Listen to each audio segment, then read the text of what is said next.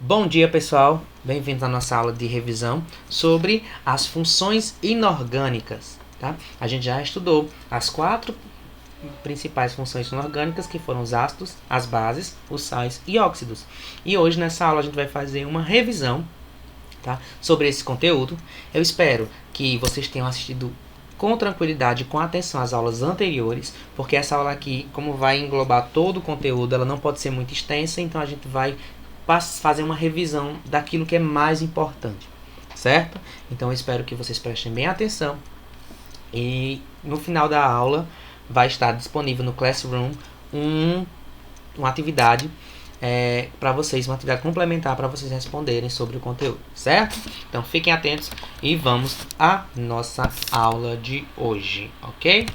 Bom, então, variedade das substâncias. A gente viu que as substâncias elas são formadas por, diversos elementos. A gente viu. E esses elementos podem estar combinados para, formar a variedade das substâncias que nós temos no nosso planeta. Ok? Então, a grande variedade de substâncias presentes na natureza se deve à capacidade que esses átomos, os átomos têm de se recombinarem, se reorganizarem, formando as ligações químicas que a gente estudou. Ligação covalente, ligação iônica e ligação metálica. Essas 3 ligações, são responsáveis por unir os átomos de diferentes elementos químicos para formar diferentes substâncias. Por isso a gente tem uma variedade grande de substâncias. Imagina aí, nós temos 118 átomos, naturais e artificiais, elementos químicos, na verdade, que estão descritos na nossa tabela periódica. Então, até o momento, temos 118, entre naturais e artificiais. E imagine a combinação infinita que esses elementos podem nos dar. Claro, tem alguns que não se combinam, alguns que não podem se combinar, mas naturalmente, na natureza, várias substâncias já estão combinadas. Um exemplo disso é a nossa água, que é fundamental para a vida no planeta. O gás oxigênio, o gás carbônico, o gás nitrogênio. Então, todos esses elementos que estão no nosso planeta são fundamentais e são formados pela união de diferentes tipos de átomos através das ligações químicas. Então, a gente viu que as funções químicas podem ser orgânicas e inorgânicas. Nós estamos focando apenas nas inorgânicas, são as 4. E quais são as 4? Os ácidos, as bases, os sais e óxidos. Lembrando, ácidos, pH inferior a 7, base, pH superior a 7, sais, união de ácidos e bases, por isso essas 2 coresinhas que eu coloquei aqui, e os óxidos formados por a união de oxigênio com um outro elemento químico. Ok? Bom, a gente viu que os ácidos e as bases, são grupos químicos que se relacionam. Tá? Então, são usados para várias coisas na indústria e estão presentes sempre no nosso dia a dia. Nos alimentos, nos produtos de limpeza, nos produtos cosméticos. Tá? Então, os ácidos e as bases estão juntos. Então, a gente viu que para identificar ácidos e bases no século XVII, Robert Boyle ele fazia uso de corantes vegetais, xaropes de violetas, que mudavam as cores de ácido e base. Tá? E também eles utilizavam os indicadores de sabor. É muito perigoso, claro, tá colocando qualquer substância na boca para identificar se ela é ácida e básica. A gente sabe que o ácido tem aquele gosto, corrosivo, aquele gosto bem azedo, e a base tem aquele gosto travento, que a gente chama que travou. Eu comi um caju e minha boca travou. Então aquele sabor adstringente é característico das bases, enquanto o azedo é característico do sal, ou dos ácidos, perdão, tá?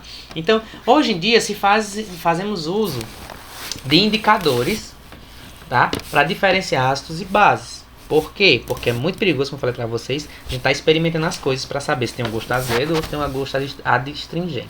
Porque, tem elementos que são muito perigosos aí para estar colocando na boca, tá? Então, quais são esses indicadores, professor, que a gente viu? São os indicadores calorimétricos, que eles vão indicar se a substância é ácida ou base através da sua alteração de cor. Então é muito simples. Se alterou a cor, tem um ácido. Se alterou para outra cor, tem uma base. Então, um exemplo de indicador que a gente viu foi a fenolftaleína, que ele é, no meio ácido e no meio básico, ele vai assumir cores diferentes. A fenolftaleína, no meio ácido, como a gente viu, ele vai ficar incolor. Ele não vai alterar a sua cor. Já no meio básico, ela vai puxar para um rosa carmim. Então, já dá para saber se essa solução é ácida ou básica. Eu lembro que na Feira de Ciências do ano passado, né, teve uma turma que ela trabalhou com um indicador de pH, que é o que a gente está fazendo aqui, de potencial hidrogeniônico, que é, foi usado o suco de de repolho roxo, perdão. Usou o suco de repolho roxo para indicar se uma substância era ácida ou básica, tá? Então, o repolho também vai alterar sua cor, a coloração, através da presença da substância aí que ele está sendo colocado junto. Então, eu lembro que teve um grupo que fez, que foi muito bem feito, por sinal, e usou um tipo de indicador calorimétrico bem simples, né? Foi feito em casa, o indicador de pH, ok? Bom, o alaranjado de metila, que está um exemplo aqui que a gente viu, no meio ácido e no meio básico ele vai, né, também ter suas diferenças. No meio ácido ele vai ficar vermelho e no básico alaranjado. A gente viu que o indicador de bromotimol, ele também vai sofrer alterações do ácido para o básico, onde no ácido ele vai ficar amarelo e no básico ele vai ficar azul. Tá? Então é bem interessante. E temos o papel de torna-sol, que é um papelzinho que você coloca, como na imagem está mostrando aqui, ó, no limão ele puxando para o vermelho e no sabonete ele puxando para o azul, já que o sabonete é básico, tá? Então, vermelho para ácido e azul para básico. Tá?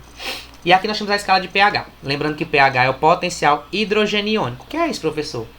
A gente viu que os ácidos, né, eles são caracterizados por ter um hidrogênio como cátion, ou seja, como o elemento que perde hidrogênio. Então, quanto mais tiver esse hidrogênio, tá? Então ele vai ser ácido. Então, por isso é potencial hidrogeniônico. Porque se tem o hidrogênio como cátion, então ele indica que é um ácido. Tá? Então a gente viu que o meio neutro é em torno de 7, né? O pH 7. Oxe, passou aqui. E de 7 para baixo até 0 nós temos aí o meio ácido, ou seja, o potencial hidrogeniônico aumenta. Já de neutro para básico, ele diminui e aumenta aí a presença de hidroxila, que é o OH. Tem hidrogênio? Tem, mas esse hidrogênio é ligado ao oxigênio, ele não forma o cátion, ele forma o ânion. Então na base, o hidrogênio vai estar presente no ânion e no cátion, né, no sal, no sal, eu tô com sal na minha boca, não sei o que é isso. E os ácidos, eles vão ter o hidrogênio como cátion, tá? Na parte positiva. E o oxigênio vai estar com o hidrogênio nas bases na parte negativa, ok? Então, de abaixo de 7 até 0, nós temos H+, formação de H+, quando colocado em meio aquoso, né, dissolvido em água. E acima de 7 até 14, nós temos OH-, tá? Quando também dissociados em água, certo? Bom, Svante Arrhenius, ele no século XIX definiu que os ácidos são compostos que, dissolvidos em água, liberam íons de hidrogênio, como eu falei para vocês, né? Formulando assim a teoria conhecida como teoria de Arrhenius. Então, olha aí, os ácidos são compostos moleculares. O que é isso?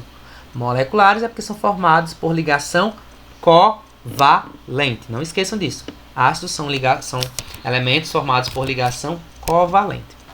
E eles formam íons. Olha, interessante, eles são compostos moleculares, mas formam íons quando sofre ionização. Ionização, formação de íons. E como isso acontece? Quando eu pego um ácido e coloco em meio aquoso, em água, ele vai se ionizar e formar íons.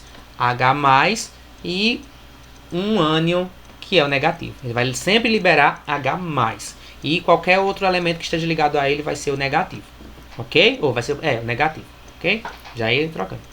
Então, os ácidos são moleculares, ligação covalente, mas em solução aquosa, diluídos em água, formam íons. Se eles formam íon, ionização. Por isso que os ácidos, eles puros, eles não vão conduzir eletricidade, porque são compostos moleculares.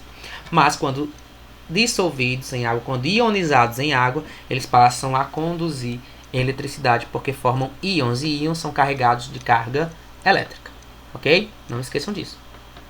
Já as bases são compostos iônicos. Olha aí, bases são compostos iônicos. Ou seja, já são formados por íons. Tá? Um metal e uma metal. Ou seja, ligação iônica.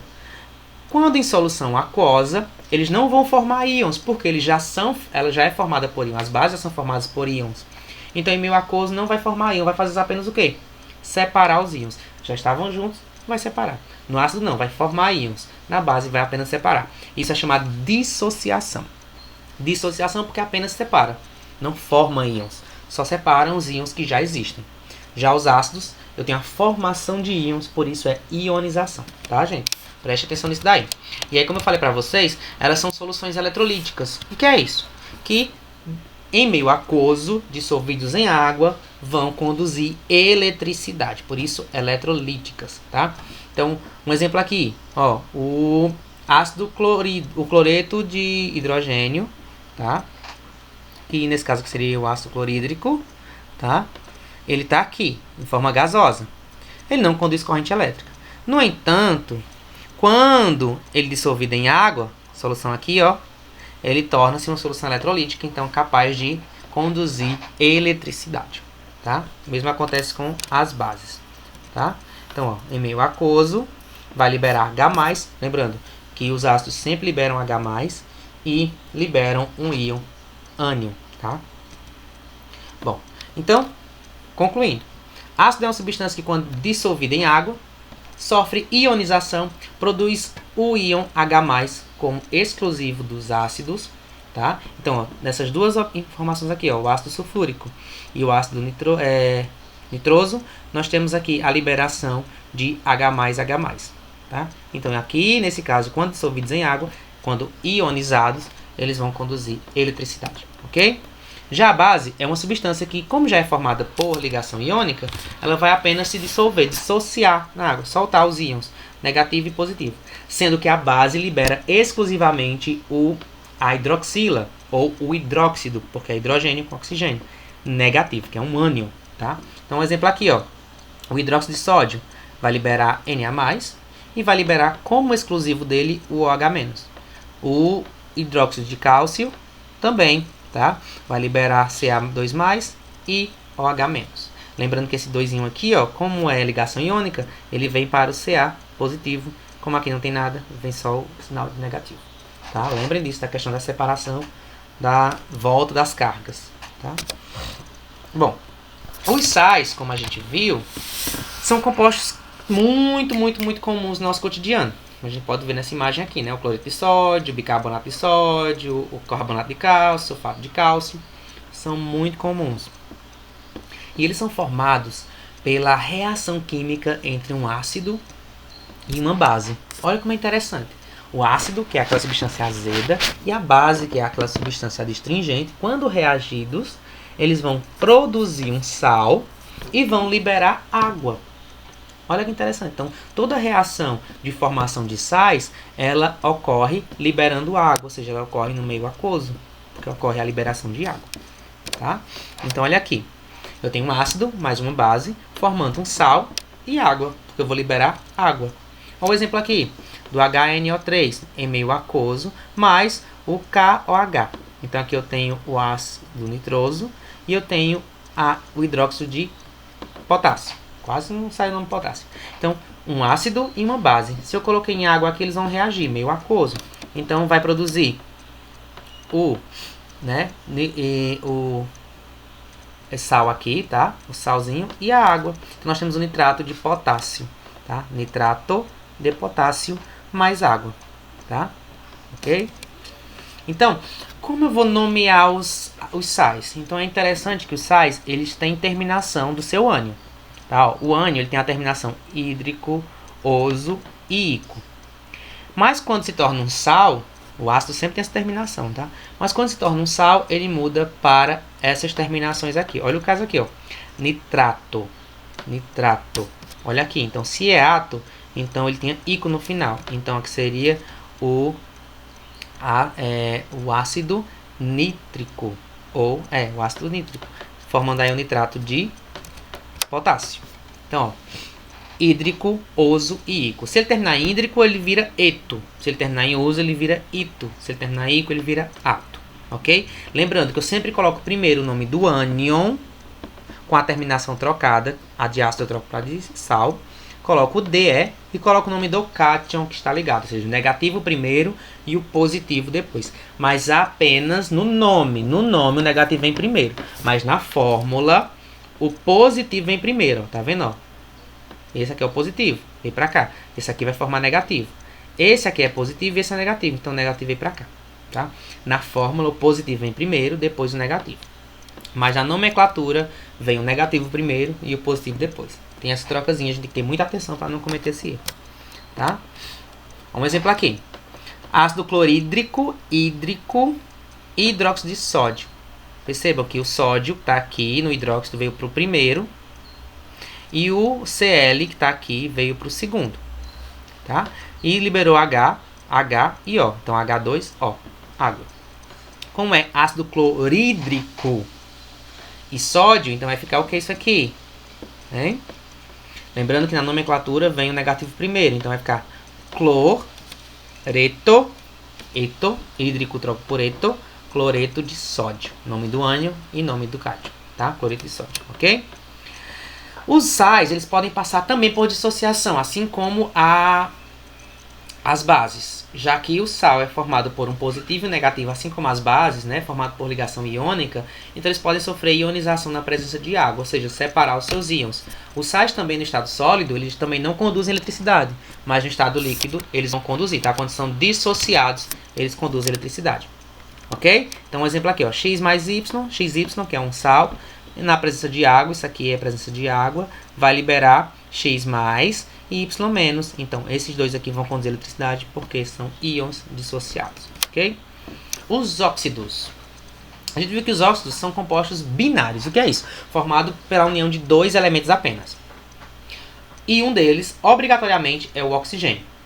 E o oxigênio vem na fórmula depois do outro elemento. Então, o primeiro elemento, depois o oxigênio. Então, são apenas dois elementos. Obrigatoriamente, o segundo tem que ser o oxigênio. Se tiver três elementos, já não é um óxido. Pode ser um sal, pode ser um ácido, tá? Pode ser uma base, que na base tem o OH. Mas, obrigatoriamente, os óxidos têm dois elementos químicos juntos, tá? Sendo um deles, obrigatoriamente, o oxigênio. Então, os óxidos têm dois tipos, os iônicos e os covalentes, os moleculares. Tá? Os iônicos são formados pela união de oxigênio com o metal, já que o oxigênio é um não metal, junto com o metal formam os óxidos iônicos. Tá? E eles são chamados de, né, anidridos. Tá? Formados por no caso dos covalentes, né, são formados por ametais, então chamados de anidridos, então chamados de óxidos ácidos. Olha um nome bem estranho, né? Formados por ametais, os óxidos ácidos possuem caráter covalente, porque são dois elementos não metálicos. Sendo que na presença de água, esses compostos produzem ácidos e, por outro lado, na presença de base, formam sal e água. Tá? Um exemplo aqui, dióxido de carbono. Por quê? Tem dois oxigênios. Dióxido, dois oxigênios. Carbono, porque está o carbono aqui. Lembrando que só são dois, ó. Ah, professor, mas tem dois oxigênios, mas é repetido. Então, o oxigênio pode ter 2, 3, até 7, 10, 20, quantos forem. E o outro elemento também, eu quero saber da quantidade de elementos químicos, não da quantidade de átomos de cada elemento. Tá? Dióxido de enxofre, mesmo jeito aqui. Tá? Como se dá a nomenclatura dos óxidos?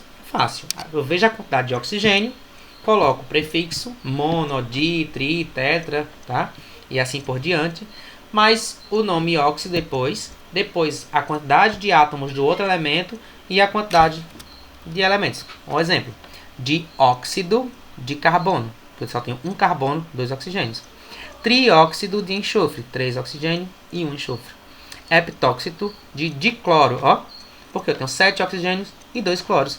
Heptóxido de dicloro, ok? Antigamente, os óxidos básicos, que são formados por metais, né, com oxigênio, metal é um metal, eles tinham uma nomenclatura muito diferente, mas agora eles passaram a ter a mesma nomenclatura, tá? Então aqui eu tenho o óxido de sódio e o óxido de cálcio, ok? Então a regra de nomenclatura deles é o óxido de mais o nome do elemento ligado a ele. Simples, eu não preciso colocar a quantidade de elementos químicos, ó. Óxido de sódio e óxido de cálcio, tá? Ok?